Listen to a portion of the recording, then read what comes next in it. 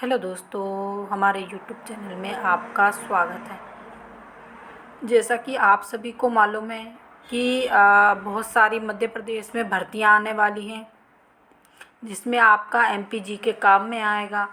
तो हमारी जो नदी सीरीज चल रही है उसका आज तीसरा वीडियो है, जिसमें हम पहले के इससे 80 लगभग क्वेश्चन पढ़ चुके हैं। आज का हमारा ये क्वेश्चन है बैतूल ज़िले। आज की सीरीज़ का पहला क्वेश्चन है बैतूल ज़िले से कौन सी नदी का उद्गम होता है। तो बैतूल ज़िले से कौन सी नदी का उद्गम होता है, डी इसका राइट आंसर रहेगा, ताप्ती। तो ये जो है नर्मदा नदी के समांतर ही बहती है और बाद में क्या होता है, गुजरात में जाकर जो खंबात की खाड़ी है यानी अरब सागर में मिल जाती है। मध्य प्रदेश से निकलने वाली निम्नलिखित में से कौन सी नदी जो मध्य प्रदेश, महाराष्ट्र व गुजरात में होकर बहती है। तो मध्य प्रदेश की ऐसी कौन सी नदी है, तो इसका राइट आंसर ए सही रहेगा। मध्य प्रदेश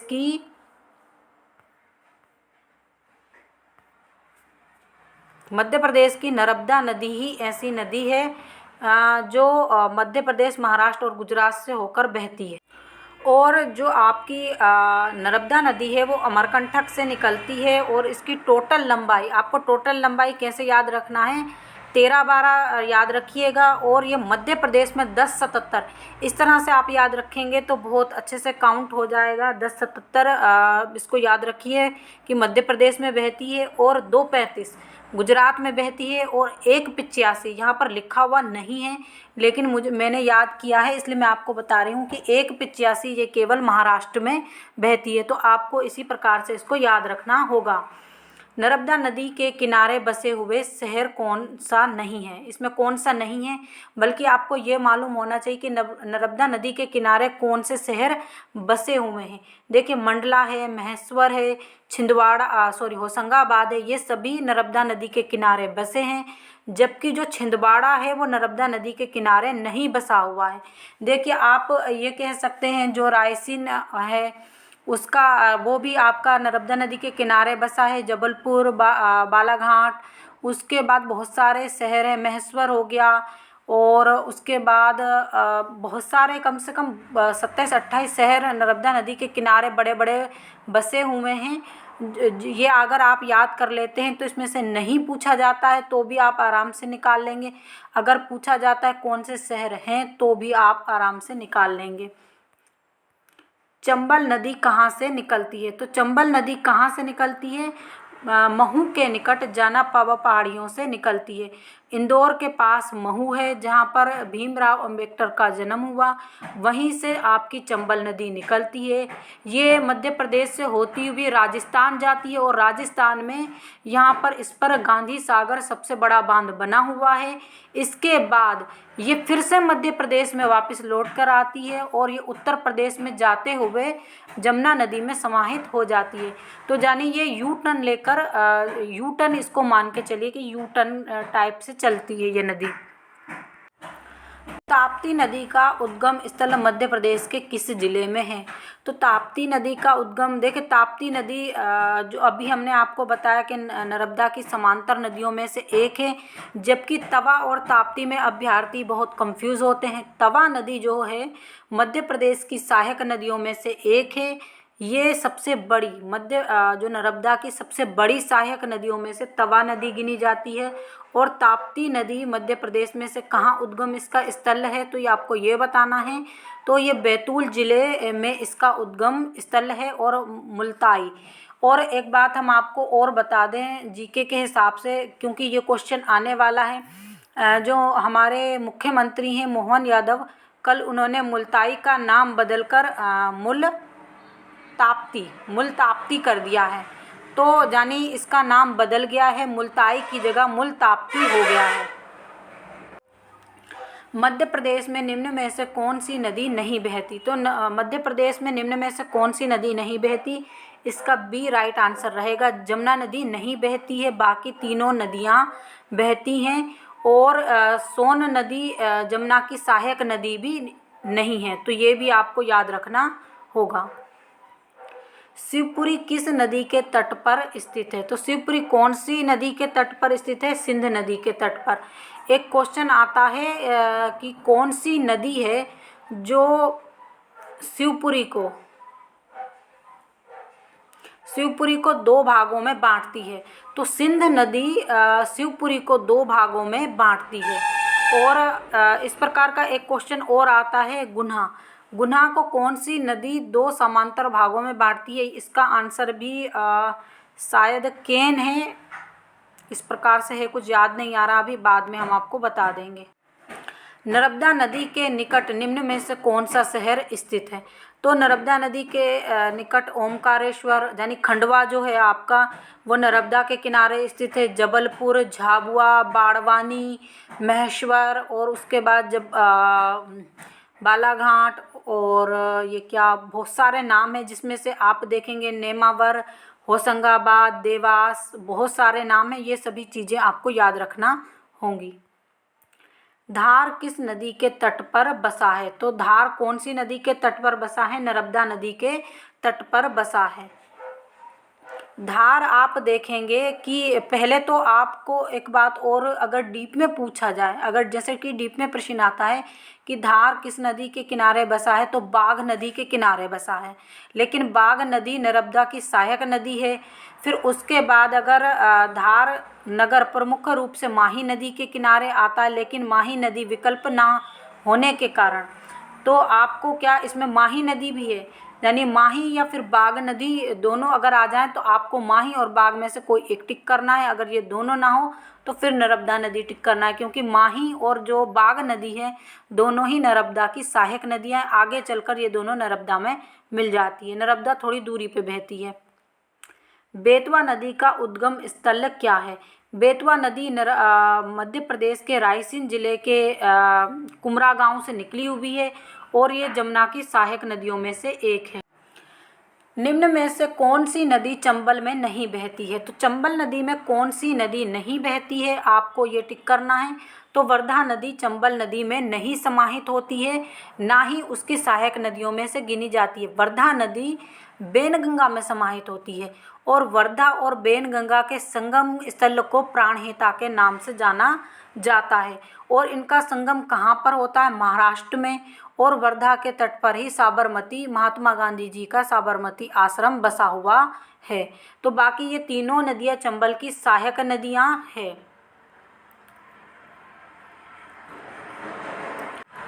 अगला प्रश्न है हमारा, ऐतिहासिक नगर उज्जैन किस नदी के किनारे बसा है?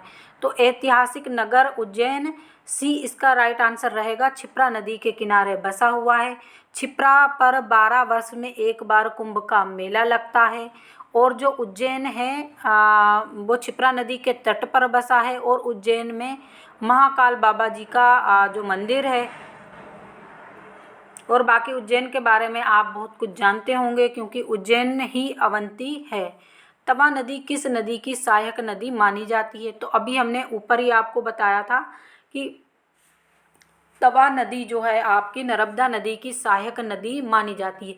मध्य प्रदेश के होशंगाबाद जिले के सतपुड़ा श्रेणी के महादेव पर्वत से, देखिए सबसे पहले तो आपको ये देखना है कि होशंगाबाद में जो नर्मदा नदी है वो कहाँ से निकलती है? तो नर्मदा नदी अमरकंटक से निकलती है, जबकि जो तवा नदी है वो होशंगाबाद से निकलती है। और होशंगाबाद में भी सतपुड़ा पर्वत श्रेणियों से निकलती है, जबकि नर्मदा नदी कहाँ से निकलती है? विंध्य पर्वत श्रेणियों से निकलती है। और ये चीज़ें आपको याद रखनी होगी। और जो सतपुड़ा श्रेणी में कौन से पर्वत से तवा निकलती है? तो महादेव पर्वत से। महादेव पर्वत की काली भीत पहाड़ियों से निकलती है, और ये नर्मदा नदी की सहायक नदी है। ये उत्तर और पश्चिम की ओर बहती है। और जो होशंगाबाद ज़िले में बहुत सारी चीज़ें इसमें से आप पढ़ लीजिएगा कि कौन सी परियोजना है इस पर निर्मित। ये सभी चीज़ें अगर आप पूरी इसको पढ़ लेंगे तो आपके बहुत सारे क्वेश्चन क्लियर हो जाएंगे, तो फिर यहाँ पे वीडियो लंबी हो जाएगी। रामघाट मध्य प्रदेश की कौन सी नदी पर स्थित है? तो रामघाट कौन सी नदी पर स्थित है? क्षिप्रा पर, क्योंकि रामघाट पर ही मध्य प्रदेश का जो सबसे बड़ा मेला लगता है कुंभ का मेला वो राम घाट पर ही लगता है। तो राम घाट जो है क्षिप्रा नदी के तट पर स्थित है। निम्न में से कौन सी नदी डेल्टा नहीं बनाती है? तो इसका सी राइट आंसर रहेगा। नर्मदा नदी डेल्टा नहीं बनाती है, एस्चुरियन बनाती है। और जो गंगा है वो डेल्टा बनाती है। और यहाँ पर स्वर्ण रेखा और ताप्ती भी है, जो वो ताप्ती नदी भी एस्चुरियन बनाती है। ये इसका विकल्प गलत दे दिया गया है, इसका ताप्ती भी आएगा। ताप्ती और नर्मदा दोनों ही एस्चुरियन बनाती है, जबकि गंगा और स्वर्ण रेखा दोनों ही डेल्टा बनाती है। लेकिन दोनों दिया है, आप दोनों में से कोई भी टिक कर लीजिए, या तो ये क्वेश्चन रिजेक्ट होगा, या फिर दोनों में से जो दोनों टिक करेगा कोई सा एक करना है, उसके आपको नंबर मिलेंगे। उज्जैन स्थित महाकाल का मंदिर किस नदी पर किनारे स्थित है? तो देखिए, जहाँ पर उज्जैन जो है क्षिप्रा नदी के तट पर स्थित है। और जो क्षिप्रा नदी है उज्जैन के बीचों बीच पहले बहा करती थी, अब तो उसके इस प्रवाह को रोककर, यानी दो तरफ से, यानी उज्जैन को बीच में कर देती है वो नदी। यानी एक साइड इस साइड बहती है, बीच में से निकलती है, और एक साइड क्या होता है, साइड में से निकलती है। तो साइड वाला प्रवाह तो अभी चालू है, लेकिन जो बीच वाला प्रवाह है, जो आपका महाकाल मंदिर है उसके बिल्कुल पास में से निकलती थी, उसको अब बंद कर दिया गया है, काफ़ी पूरा उसमें कर दिया गया है। मध्य प्रदेश का सबसे ऊंचा जलप्रपात कौन सा है? तो मध्य प्रदेश का सबसे ऊंचा जलप्रपात चचाई जलप्रपात है, जो रीवा में बीहड़ नदी पर स्थित है। और जो आपका कपिला धारा और सहस्त्रधारा जलप्रपात है, ये नर्मदा नदी पर है। और भालाकुंड जलप्रपात सागर के पास एक बीना नदी है, शायद उस पर बना हुआ है। पार्वती नदी का उद्गम जिला कौन सा है? तो पार्वती नदी कहाँ से निकलती है? सीहोर जिले से। सीहोर जिले से निकलकर ये क्या करती है, राजस्थान में प्रवेश करती है, और राजस्थान के बूंदी जिले में बहती हुई ये चंबल नदी में जाकर मिलती है। क्योंकि हमने अभी ऊपर ही आपको बताया कि जो चंबल नदी है वो पहले राजस्थान जाती है मध्य प्रदेश से, फिर राजस्थान से फिर मध्य प्रदेश में, और फिर मध्य प्रदेश से होती हुई उत्तर प्रदेश में मिल जाती है। तो जो आपकी पार्वती नदी है वो सीहोर मध्य प्रदेश से निकलती हुई चंबल में राजस्थान जाती है, और वहाँ पर चंबल में इसका विलय हो जाता है। मंडला किस नदी के किनारे बसा हुआ है? तो मंडला, जैसे जो भी नर्मदा के किनारे जितने भी स्थल, यानी जो अच्छे बड़े बड़े शहर हैं मध्य प्रदेश के बसे हुए, वो आप सभी को याद रखना होंगे कि मंडला जो है आपका, पहली बात तो नर्मदा के किनारे बसा हुआ है। और इसी प्रकार से आप पूरे शहर याद कर लीजिए, जिससे क्या होगा, कोई भी शहर आता है तो आपको दिक्कत नहीं होगी। प्राणहिता किस लिए प्रसिद्ध है? हमने अभी आपको बताया, वर्धा और बेनगंगा के संगम के लिए ये प्रसिद्ध है। सी इसका राइट आंसर सही रहेगा। चचाई जलप्रपात किस जिले में स्थित है? तो अभी हमने ऊपर ही आपको बताया, रीवा में ये स्थित है और बीहड़ नदी पर बनता है। ये भारत का 23वां जलप्रपात है। ये भी चीज़ आप याद रखिए, ये जो भारत का है 23वें नंबर का ऊंचा जलप्रपात है, और इसकी ऊंचाई 130 मीटर ऊंची है। देखिए, ये सभी चीज़ें आपको याद रखना होगी। और कुछ क्वेश्चन जो हम पहले पढ़ा चुके हैं उसका केवल आंसर बता रहे हैं, बाकी जो हमें कहीं लगता है तो उसको हम डीप में पढ़ाते जा रहे हैं। मध्य प्रदेश की उत्तरी सीमा पर उत्तरी सीमा कौन सी नदी बनाती है? तो मध्य प्रदेश की उत्तरी सीमा चंबल नदी तय करती है। देखिए, चंबल नदी के एक तरफ तो उत्तर प्रदेश पड़ता है और एक तरफ मध्य प्रदेश, यानी जो उत्तर प्रदेश और मध्य प्रदेश की विभाजक रेखा कही जाती है वो चंबल नदी कही जाती है। कुछ आगे चलकर ये उत्तर प्रदेश में समाहित रूप से प्रवेश कर जाती है, इसीलिए फिर क्या होता है, ये उत्तर प्रदेश में जाकर इटावा के पास, शायद इटावा है या हमीरपुर है, इटावा है, इटावा के पास जाकर ये जमुना नदी में समाहित हो जाती है। तो इसी प्रकार से आपको याद रखना होगा कि महाराष्ट्र के साथ कौन सी नदी हमारी सीमा बनाती है, उत्तर प्रदेश और छत्तीसगढ़, और फिर उसके बाद जितने भी स्टेट हैं, राजस्थान, इन सब के साथ कौन सी नदियां हमारी सीमा बनाती हैं। तो ये चीज़ें भी आती हैं, आपको याद रखना पड़ेंगी। और प्रश्न दिया है जेल प्रहरी 2015। ये हमने अभी आपको बताया था कि ये भिंड और मुरैना ज़िले में, ये लिखा हुआ है इसमें, ये भिंड और मुरैना ज़िले में ज़िले की सीमा बनाती हुई और उत्तर प्रदेश के इटावा में मिल जाती है, उसमें जमुना में। अगला क्वेश्चन है, नदियों और उनके उद्गम स्थल के आधार पर सही जोड़े को पहचानिए। तो गंगा का क्या है?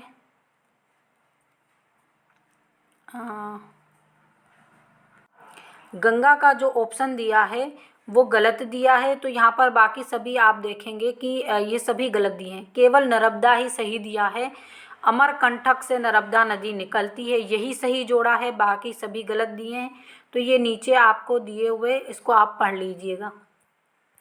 सिंध नदी मध्य प्रदेश के किस जिले से उद्गम होती है? तो सिंध नदी कहाँ से निकलती है? ये आपका ए इसका राइट आंसर रहेगा। और ये विदिशा के सरोंज के निकट, यानी विदिशा जिले के पास एक जगह है जो राजस्थान से सटी हुई है, वहाँ से निकलती है। और जो आपकी सिंध नदी है, ये गुना को दो भागों में बांटती है और साथ में शिवपुरी को भी 2 भागों में बांटती है। ये गुना, शिवपुरी, दतिया और भिंड जिले में बहती हुई उत्तर प्रदेश के इटावा के पास चंबल नदी में मिल जाती है। और जबकि चंबल नदी मध्य प्रदेश से बहती हुई इटावा के पास जमुना में मिलती है, और जो आपकी सिंध नदी है वो इटावा में चंबल नदी में मिल जाती है। तो एक ही जैसा ऑप्शन है, याद रखना होगा। वह नदी कौन सी है जो मध्य प्रदेश की दक्षिणी सीमा को बनाती है? तो अभी हमने बताया था कि उत्तरी सीमा को कौन सी नदी बनाती है, अब इसके बाद दक्षिणी सीमा आ गई। दक्षिणी सीमा में हमारा दक्षिण की तरफ महाराष्ट्र लगता है, तो दक्षिणी सीमा कौन सी नदी बनाती है? आपकी ताप्ती नदी बनाती है। और ताप्ती नदी बैतूल जिले के मुल्ताई तहसील और सतपुड़ा श्रेणियों से निकलती है। तो यानी दक्षिण की तरफ जो हमारी सीमा, या फिर आप कहिए दक्षिण में कुछ हिस्सा गुजरात का भी लगता है, तो गुजरात से भी ये हमारी सीमा का निर्धारण करती है। इस प्रकार भी आप इसको ले सकते हैं। तवा नदी का उद्गम मध्य प्रदेश के किस जिले से होता है? तो तवा नदी का उद्गम मध्य प्रदेश के किस जिले से होता है? होशंगाबाद जिले से होता है। ये पूरा आप पढ़ लीजिएगा। मध्य प्रदेश तवा संगम के निकट ही मंदार जलप्रपात भी स्थित है, तो ये भी आपको याद रखना होगा। इस प्रकार के पॉइंट आएंगे। नर्मदा और तवा के संगम को मंदार जलप्रपात के नाम से जाना जाता है। ये चीज़ भी इम्पोर्टेंट है और फैक्ट है, ये याद रखने के लिए। सोन नदी का उद्गम मध्य प्रदेश के किस स्थान से हुआ था? तो सोन नदी का उद्गम मध्य प्रदेश के अमरकंटक से हुआ था।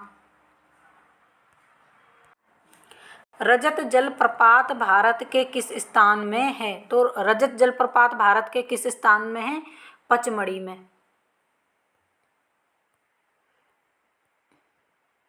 ये एकदम से दूधिया यानी चांदनी की तरह दिखाई देता है। 350 फीट की ऊंचाई से गिरता हुआ जलप्रपात है और पचमढ़ी में स्थित है। आप इसके बारे में ये नीचे दिया हुआ पूरा पढ़िएगा, अच्छा दिया हुआ है। नर्मदा, ताप्ती और माही क्या हैं? तो नर्मदा, ताप्ती और माही क्या हैं? पश्चिम में बहने वाली नदियां हैं।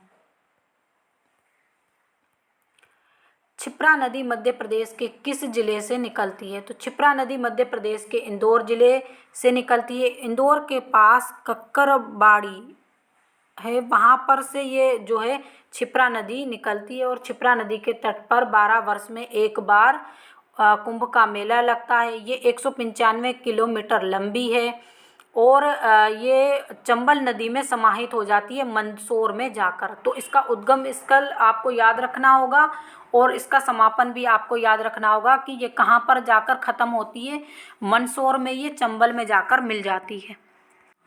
ओरछा मध्य प्रदेश की कौन सी नदी के तट पर स्थित है? तो हमने अपनी पिछली कई वीडियो में बताया है कि बेतवा नदी के तट पर ओरछा स्थित है। ओरछा को किसने बसाया था? 1531 में राजा रुद्र प्रताप ने बसाया था। और जो ओरछा है उसमें जो मंदिर बना है राजा राम सरकार मंदिर है उसमें, वो भी फेमस है, उसको भी याद रखिएगा। बेतवा नदी के किनारे स्थित है। तो बेतवा नदी के किनारे अभी पढ़ा ओरछा। निम्नलिखित में से कौन सा जलाशय चंबल नदी पर बना हुआ है? तो कौन सा जलाशय चंबल नदी पर बना हुआ है? आपका राणा प्रताप सागर। और अगर ये आ जाए तो आपको ये टिक करना है, और जबकि अगर गांधी सागर आ जाए तो गांधी सागर भी टिक करना है, और अगर जवाहर सागर आ जाए तो वो भी टिक करना है। यानी 3 बड़े बड़े बांध आपके चंबल नदी पर बने हुए हैं, और ये तीनों योजनाएं मध्य प्रदेश और राजस्थान की संयुक्त परियोजनाएं हैं। आपको मध्य प्रदेश की, अब यहाँ पर देखिए ये इम्पोर्टेंट फैक्ट दिया हुआ है। ये अर्जुन सागर तो देखिए ये केरल या कर्नाटक साइड है। विंध्य सागर पता नहीं कहाँ पर है, और रिहांद सागर ये भी आपका दक्षिण साइड कहीं का है, और इसके बारे में अभी मुझे याद तो नहीं है कौन सी नदी पर है। शायद ये आपका तंगभद्रा पर है। रिहांद जो है आपका तंगभद्रा पर है। मध्य प्रदेश की पहली नदी घाटी परियोजना चंबल घाटी परियोजना है, जो चंबल नदी मध्य प्रदेश तथा राजस्थान की संयुक्त परियोजना है। इसके अंतर्गत 3 बांध गांधी सागर मंदसौर में बना हुआ, राणा प्रताप सागर चित्तौड़गढ़ में बना हुआ, और जवाहर सागर कोटा बैराज, जिसको कोटा बैराज के नाम से भी जाना जाता है। तो ये 3 बड़े बड़े डैम बने हुए हैं, और यहाँ से जो बिजली बनती है मध्य प्रदेश और राजस्थान दोनों आपस में बांट लेते हैं, जिसमें से मध्य प्रदेश का हिस्सा ज़्यादा होता है और राजस्थान का हिस्सा कम होता है।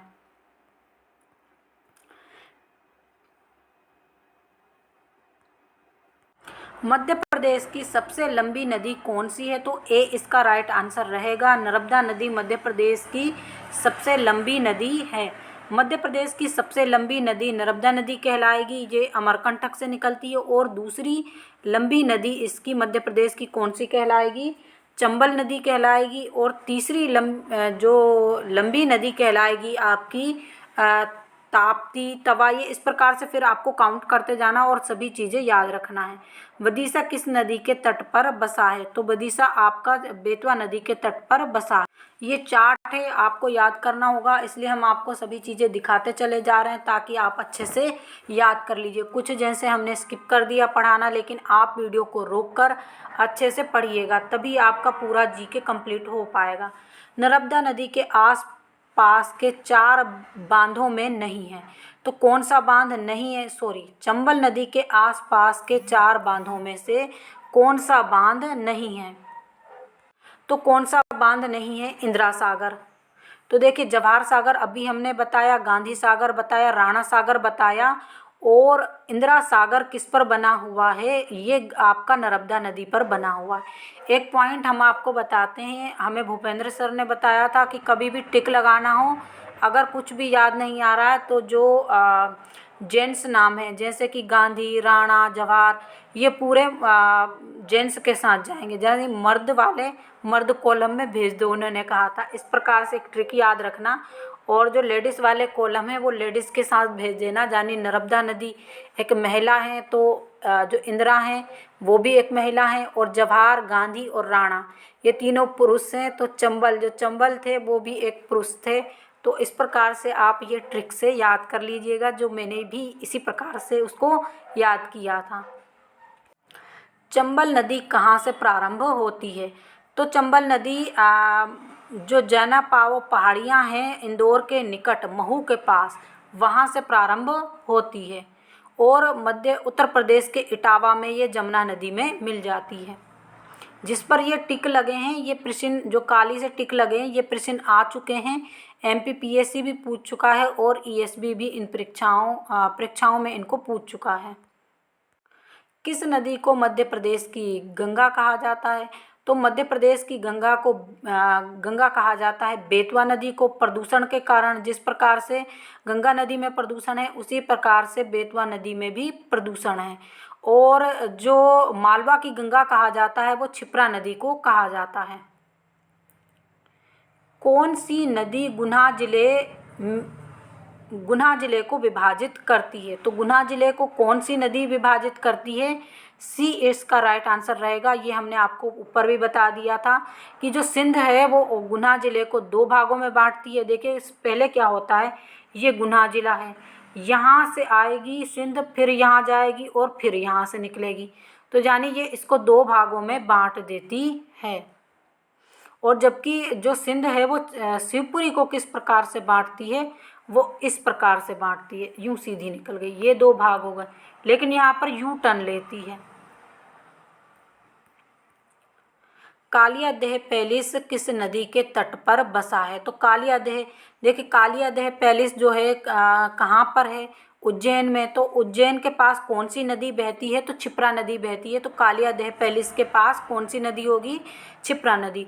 तो आज का सेक्शन आपको कैसा लगा ये ज़रूर बताइएगा, और इसी प्रकार से जीके पढ़ते रहिए ताकि आपका जीके पूरा कंप्लीट हो जाए, और किसी ना किसी जो भी आपकी जैसे छात्रावास अधीक्षक हो गई, पंचायत सचिव हो गई, जो भी वैकेंसी आती है उसमें आपको बेनिफिट मिलेगा। हिंदी की क्लास हम जल्दी ही शुरू करेंगे, और ऐसी प्रकार से आप हमारे साथ जुड़े रहिए। Thank you.